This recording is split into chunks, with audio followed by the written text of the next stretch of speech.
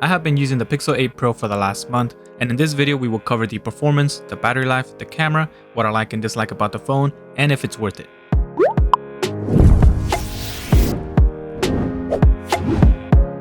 I am very pleased by Google's approach to the design of the Pixel 8 Pro.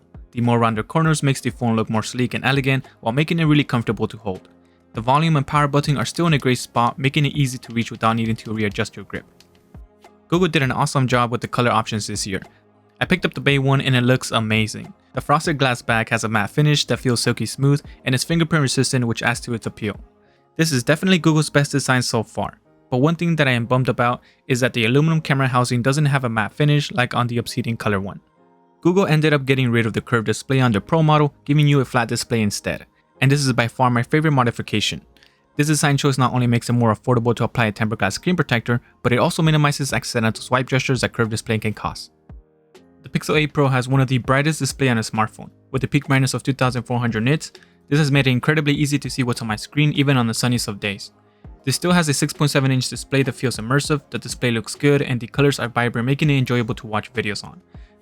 The Pixel 8 Pro now features an LTPO AMOLED display panel that has a 120Hz adaptive refresh rate that will go as low as 1Hz when displaying static or low motion content, which significantly reduces power consumption and helps you squeeze more battery life out of your phone. So far the screen has felt very responsive and I have not noticed any issues with this. Now, one of the things I don't like about the Pixel 8 Pro is the text font size. Since this display is not exactly a 1440p display, the text looks very small. It has a lower resolution than the standard 1440p and 1080p resolution. For example, in the Google keyboard, you can see the suggested text look very small compared to the Pixel 7 Pro. And there are other areas that are also very noticeable.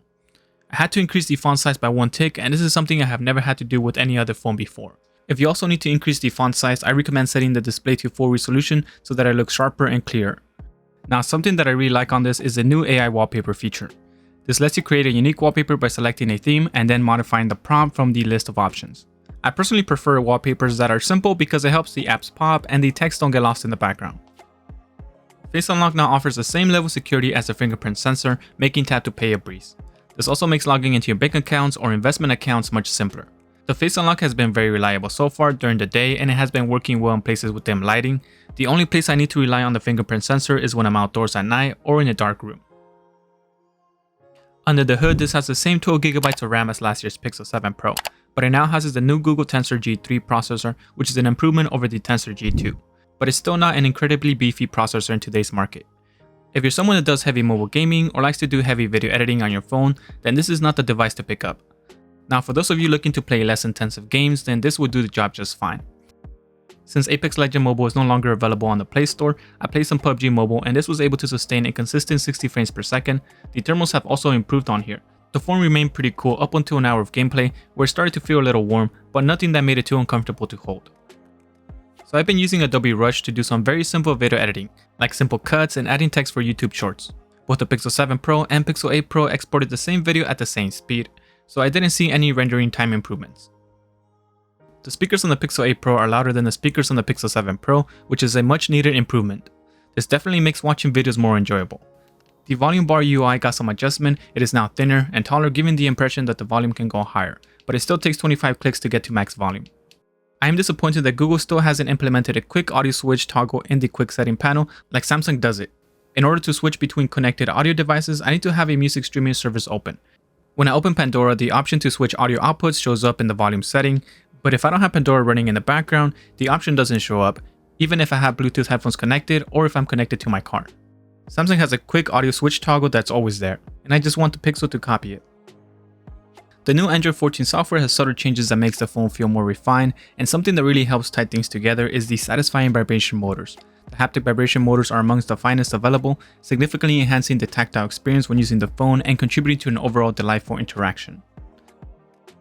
The Pixel 8 Pro feels like it offers better connectivity. I am on the T-Mobile network and I feel that the reception is much better. I've been finding that there are fewer dead zones than with the Pixel 7 Pro. I am also running dual eSIMs. I have the T-Mobile eSIM and a Mint Mobile eSIM and it works great.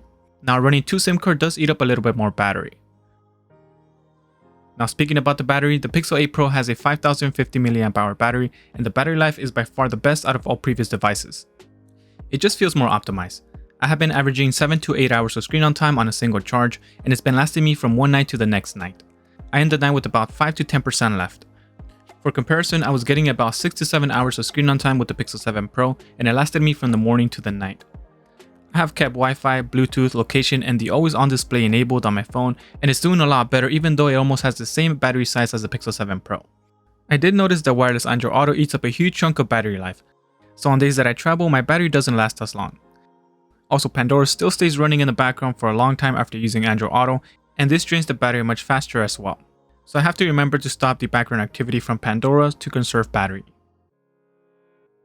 The most noticeable change on here is the redesign of the camera UI. This has also arrived to the Pixel 7 through a camera update. This makes everything look tidier and it makes accessing your controls much simpler. The camera improvements have been amazing, but not everything is great. The camera transition between lenses is not smooth, there's some slight lag, and it doesn't line up properly on center. This is something I experienced at first with the Pixel 7, but Google did fix it through a software update, so I am hoping to also fix it on the 8 Pro with future camera updates. The Pixel 8 Pro produces some really good pictures across all three lenses. The details and sharpness is great, it has very good stabilization, and the focus is fast. All of the lenses allow a good amount of light in, which is great for night photography. I have been a big fan of the night sight feature, and it continues to produce stunning photos. The best lens to use to get the best image possible at night is the main 50 megapixel lens. Now that Google has implemented manual controls on the Pixel 8 Pro, there is so much power in your hands. This lets you experiment to get that perfect shot. You are also able to use the full 50 megapixel sensor and capture raw photos, which are great for color grading. Now, a minor con on this is that there is a slight shutter lag when taking pictures. It isn't as instant when taking a 12 megapixel photo. Google has baked in more AI features into this phone that are pretty cool. Magic Editor is awesome, but at times it feels like a hit or miss. You can tap on your subject or draw around it to select it.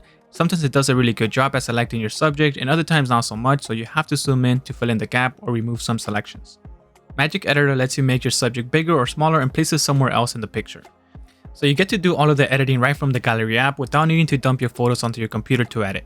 Magic Editor does take quite a bit of time to generate your image, but it's not something I would use right away when I'm out.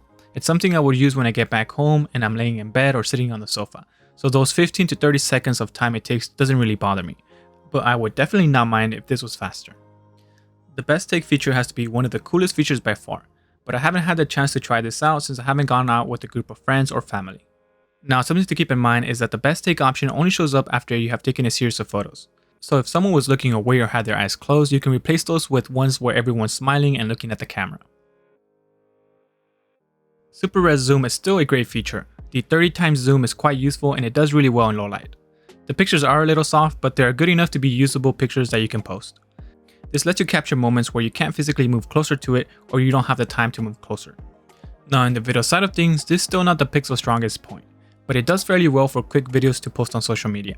I found that there is still some noticeable noise in the video if you look closely when taking videos indoor. The video stabilization is pretty good when walking, but when you're running, that's a different story. You can see some warping going on in the video. Now where things get interesting is with Audio Eraser. This feature alone is an awesome tool. This allows you to quickly get rid of unwanted background noise. The Pixel will identify your surrounding noise and give you a separate voice, music, and other background noise tracks, allowing you to lower the gain separately on each track or to completely erase the soundtrack that you don't want. The Audio Eraser has been doing an amazing job, but if you find yourself in a place with a lot of heavy traffic noise and different sounds coming from different areas, some of that background noise will still bleed into your edited video. Now here's a quick test so you can get an idea of what the edited sound sounds like. This is a quick audio sample coming from the Pixel 8 Pro.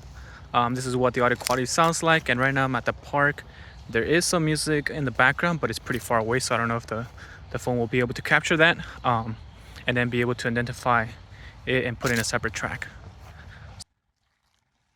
This is a quick audio sample coming from the Pixel 8 Pro. This is what the audio quality sounds like, and right now I'm at the park. There is some music in the background, but it's pretty far away, so I don't know if the phone will be able to capture that and then be able to identify it and put in a separate track. Once you save a copy of it, it can take up to 1 minute or 2 to process. So again, it's going to be a little slow, but the results are worth the wait. There are also some pretty awesome features coming to the Pixel in the coming weeks, like Video Boost with Night Sight. This will make your videos that you take at night look much better, and I can't wait to try this feature out. Overall, I believe that Google has refined the Pixel user experience. From the design and user interaction, it all comes well put together. If you're interested in trying out the Pixel experience, I think now is the best time to do so, especially with that 7 years of software update promise. Alright, so that does it for today's review. Thank you all for watching, and make sure to subscribe to be notified when my Pixel Watch 2 review drops in a few days. And feel free to smash that like button if you found this video helpful, and I will talk to you on the next one.